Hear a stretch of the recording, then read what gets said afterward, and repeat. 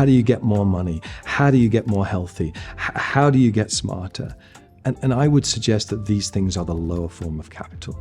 I want to encourage you to reflect.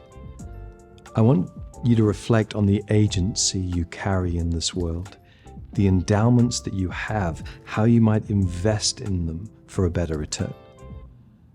I think that every human being is endowed with what we would call 5 capitals: financial capital, physical capital, intellectual capital, relational capital, and spiritual capital.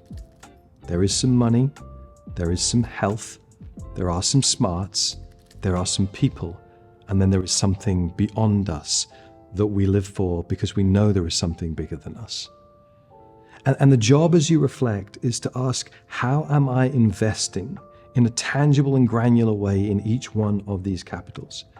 What am I doing with my money that I might be a steward of it and not just an owner of it? What am I doing with my body that I might rest well, that I might sleep well, I might drink well, that I might eat well, that I might move well? What am I doing with my brain that I might read better things and think better things and engage in better conversations with people? What am I doing in my relationships that I might prefer people, that I might sit around great tables? And how am I thinking about my greater contribution to something that is bigger than myself? What I believe beyond this. And the job is not just to invest in all these things, it's to invest disproportionately.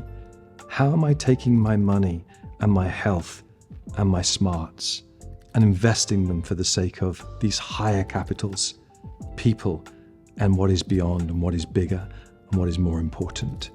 How am I taking these things and living a life that is really and truly an etching of the soul? How am I investing? If you don't plan to do things in the right way, you will not do things in the right way.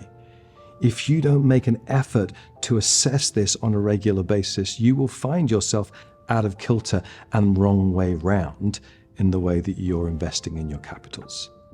Retreat to rest and reset.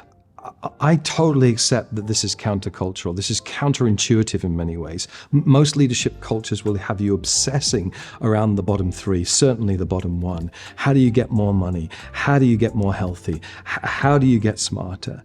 And I would suggest that these things are the lower form of capital. They're important, but they're important so you can invest in these things. This is what makes you a soul leader.